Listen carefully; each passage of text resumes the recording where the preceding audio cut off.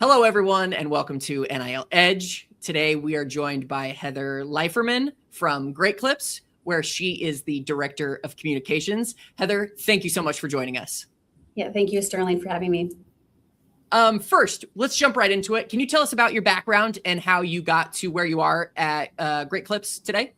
Absolutely. So I've always worked brand side, and it's for me, working for the brand is just something I'm really passionate about. So it was excited to connect with customers, marketing, do marketing and communications. But prior to Great Clips, I was at Buffalo Wild Wings in a similar type role where I was leading PR, sports partnerships, and external communications. And Buffalo Wild Wings was sold about 8 years ago, and at that point, they moved their HQ to Atlanta. And so for me, it was a perfect opportunity when the Great Clips position opened because it was really a like for like position. And so I was really excited to join the team at Great Clips and continue to do the work in the partnership space and PR and communications and just have fun, really driving results for a brand on a bigger scale. So tying into NIL, right? Great Clips jumped right into NIL in 2021. Can you tell us what those first deals looked like and what you learned about how they worked and how they might be different or similar to some of the general sports marketing partnerships that you guys already have? Yeah, and Sterling, we did jump right in. As soon as NIL was approved, we know we wanted to be a part of it. We have 4,400 salons across the United States and Canada. We know that there's a lot of universities and colleges, that hit our markets across the United States. And so we knew it makes sense to connect with those athletes to really help tell our story and help us really reach our core market audience. So we were excited to jump right in. I will tell you, we have learned so much from this like short 4 or 5 years that we've been doing it, right away. And interestingly enough, we thought NIL, they're influencers. So we're going to do the same thing we do with influencers. We're going to send them off into salon, have them go get their hair cut, have them capture the images and videos, send it back to us, and we'll publish those on our channels and they'll publish it on their channels.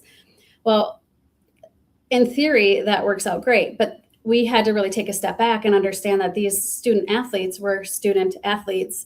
Those are their first 2 jobs. Yeah. And that was what was most important. They weren't built-in influencers. So we had to take a step back, reevaluate, and really think about how we can make the most of these partnerships. So one of the first things that we did was we decided to attend the shoots and be a part of it and have somebody capture it for us. So they didn't have the pressure of capturing it. So that was one of the first changes we made. The next thing that we learned is like, hey, let's make it more meaningful. Let's reach out to athletes that are already connected to the brand or the brand makes sense to them. Let's really write them into our campaigns and then have a fully integrated campaign with the athletes. So now we co-create with the athletes. We make sure that the content makes sense for them and it makes sense for us. And at the end of the day, we're creating this story that is much more engaging and has a lot more tentacles to work through the campaign for us than when we first started out. So it's been an exciting learning, and there's just so much opportunity here working with athletes. When you are talking to other brands at, conferences or whatnot, and they see Great Clips and they're like, oh, you guys are doing NIL. What are some of the misconceptions or what do you hear that they misunderstand about NIL in 2026? I think that if a brand hasn't stepped into the space already, they might think it's really easy. That it's just something that you can, create a deal with an athlete, have them go capture the content, and it's done. And it's not. It's really forming a partnership with the athlete, really making a meaningful connection. It's writing the strategy around the content that you're wanting to do, and it's really pushing you to get the most value out of it. So what I would tell brands is to make sure that you're thinking through strategically. You're working with the athlete that makes the most sense for your brand. You're looking at their audiences. Do they reach the core audience for you? And just to really just not think of it as a one and done thing, and really think about it as a partnership and a partnership with somebody you want to, show value to your potential customers with. When you and I last spoke, we talked a lot about authenticity and how much that matters to Great Clips when doing deals with student athletes.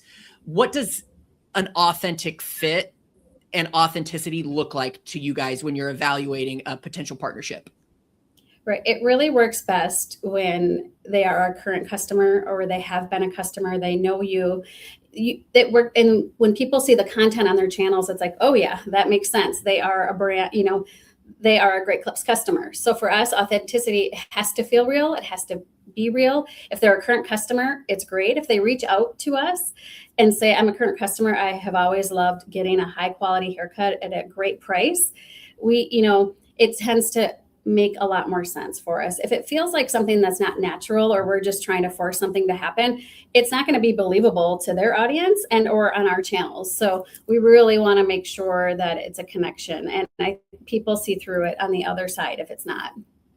Well, so it's funny that you bring that up. Like, have you guys walked away from a deal because you had something set up that didn't feel authentic? Well, early on, we've learned a lot in the space, and it would be rare for us now for something like that to happen. Now we're asking the right questions up front. Early on, we didn't know what questions to ask. So there were times where we were having a conversation where it was like, you know what, this doesn't feel like it's a match, and it's just best that we both move on.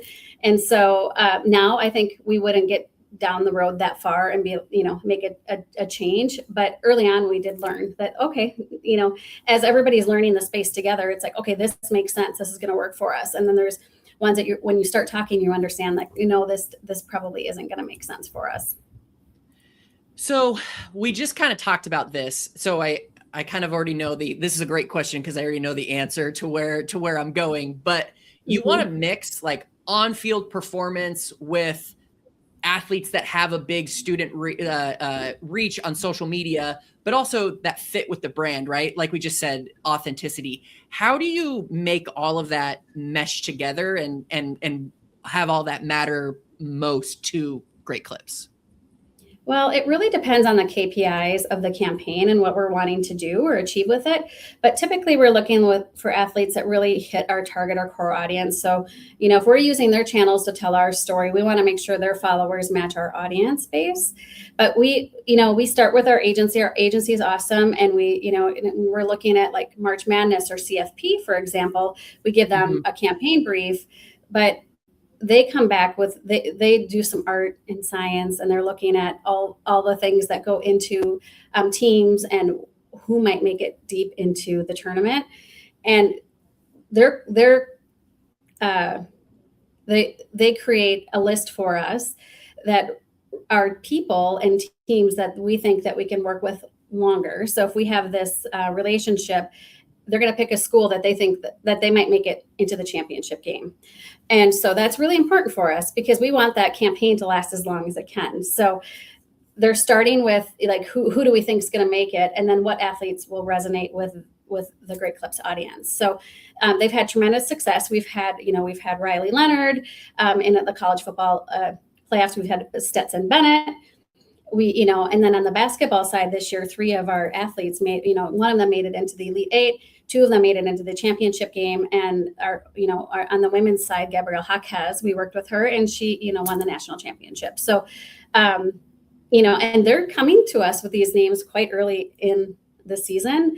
So, a lot can happen, but for us, it just always works best when we know that they can go deep within the tournament and really make a meaningful impact for us. So I want to touch on that a little bit more because you talked about more like story-driven campaigns. How has Great Clips NIL approach evolved from single posts on Instagram or Twitter or Facebook to more story-driven campaigns? Yeah, we did start right where you said. We started with, okay, go out and make a post on, go do a tweet and do this. And while it was great and it was great to be associated with that athlete, it didn't move the needle. And so now we really look at our, every one of our campaigns is fully integrated. And part of that integration is us bringing in an athlete to help tell the story. And so that's really important as we look at our KPIs. How did that help drive the needle? How are we bringing people into Salon and really converting people from maybe being a fan of yours, but now being a fan of ours and a customer of ours. And that's really what we're driving to do. So we really look at our athlete partnerships now as story-driven campaigns, and how do we bring them into our storytelling? We've even brought an NIL athlete into the March Madness commercials. And I think we were one of the first brands to try that out and, have that be part of it. And that was, an awesome experience, and we will continue to push and bring people in as it makes sense to really hit home on other audiences that we're trying to reach. So you touched on this earlier with student athletes essentially fitting into where you guys would fit in with traditional influencers, but where does NIL sit with your broader marketing mix compared to content creators and traditional influencers? Do you guys tend to look to work with a student athlete before a traditional influencer?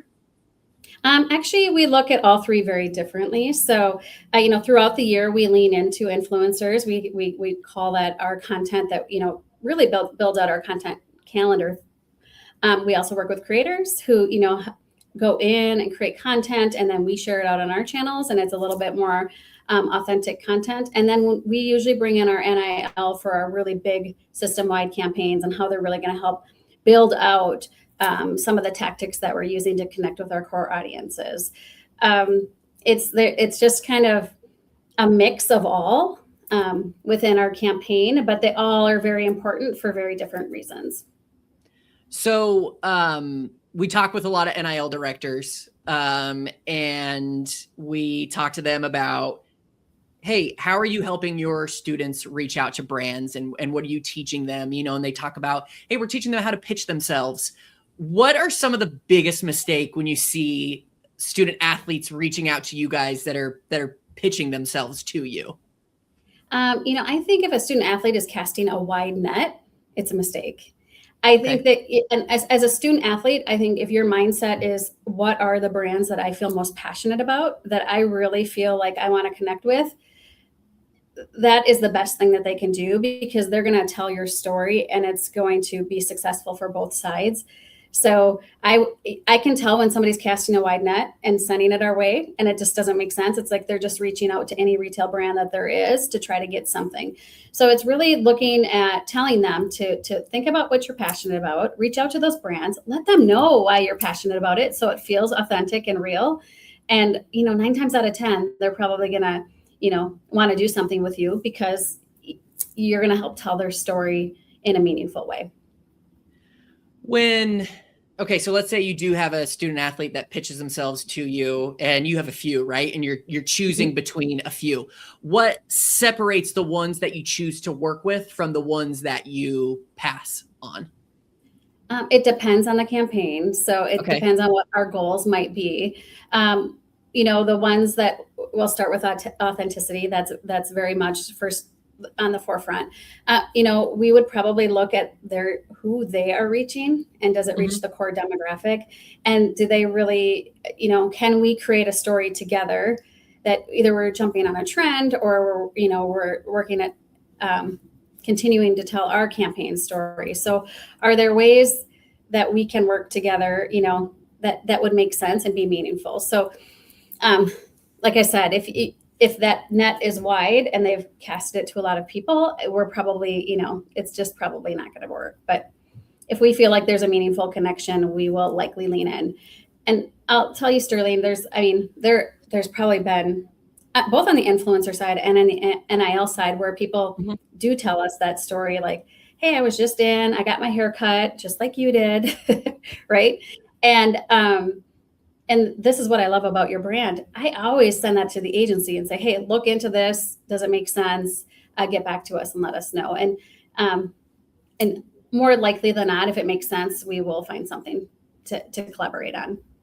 Yeah, for the audience, I was telling Heather before we got started that I went and got my hair cut at Great Clips yesterday. I always do. I love it. I love my experience there. So shout out to all the stylists at the Texas Motor Speedway Great Clips location. I want to make sure I give them their flowers. And I think it looks great, Sterling. Thank you. Looking ahead, what role is NIL going to play in Great Clips strategy moving forward over the next couple of years? Is that something you see yourselves getting more into? I know you talked about how it depends on the campaigns, but are you guys going to start having campaigns that do center more around NIL and student athletes? We're going to continue working with NIL as long as we can. It absolutely is a very important part of our mix. As I mentioned, we've tried it on actually in our national ad. We had an NIL athlete.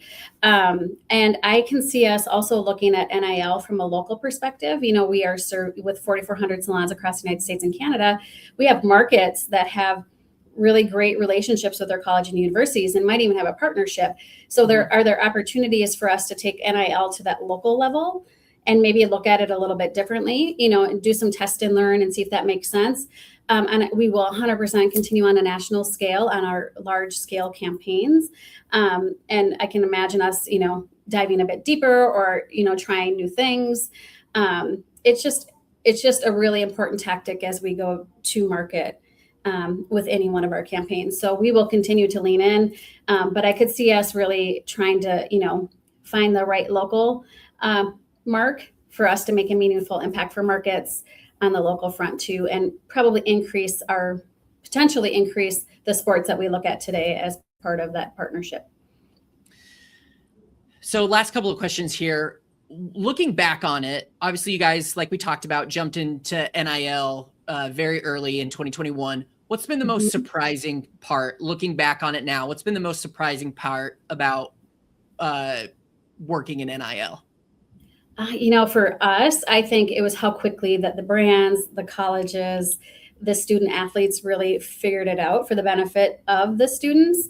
It's been really a great evolution, but I would say what surprised us the most is just how quickly those athletes became sophisticated personal brands. And how they became very sophisticated in the space really quickly. I mean, they didn't have enough time to really get to understand it, but they jumped right in.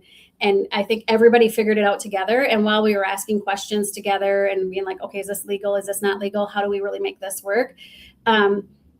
I just think that the faucet turned on. The minute it was approved, the faucet turned on and brands started to experiment and figure things out. And that's been exciting, just to be a part of this evolution and see how things have changed and continue to go with it.